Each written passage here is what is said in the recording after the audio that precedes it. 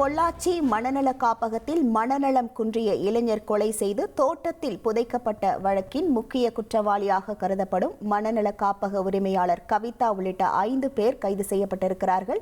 முழு விவரங்களோடு இணைகிறார் நமது செய்தியாளர் நடேசன். வணக்கம் நடேசன், எங்கே வைத்து அவர்கள் கைது செய்யப்பட்டார்கள்? முழு விவரங்கள்.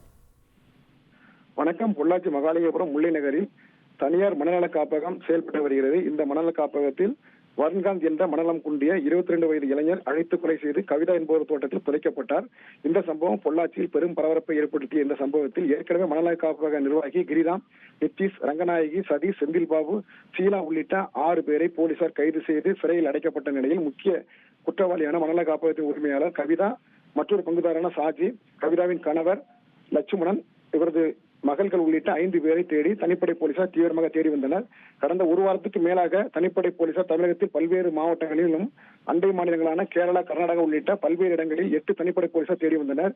மேலும் வெளிநாடுகளுக்கு தப்பிச் செல்ல வாய்ப்பு உள்ளது என கருதி போலீசார் விமான நிலையங்களுக்கு முன்கூட்டியே லுக் அவுட் நோட்டீஸும் வழங்கினார்கள். இந்நிலையில் நேற்று கேரள மாநிலம் திருவனந்தபுரத்தில் வைத்து மனநல ஆலோசகர் கவிதா, பங்குதாரர் சாஜி, கவிதாவின் கணவர் லட்சுமணன், அவரது 2 மகள்கள் உள்ளிட்ட 5 பேரை தனிப்படை போலீசார் கைது செய்து தற்போது 5 பேரையும் பொள்ளாச்சி மகாலிங்கபுரம் போலீஸ் நிலையத்துக்கு அழைத்து வந்துள்ளனர்.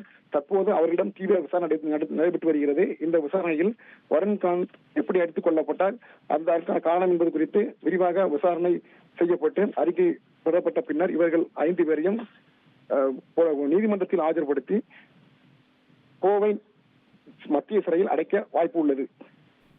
உங்கள் விவரங்களுக்கு நன்றி நடேசன். செய்திகளை உடனுக்குடன் தெரிந்து கொள்ள உடனே சப்ஸ்கிரைப் பண்ணுங்க.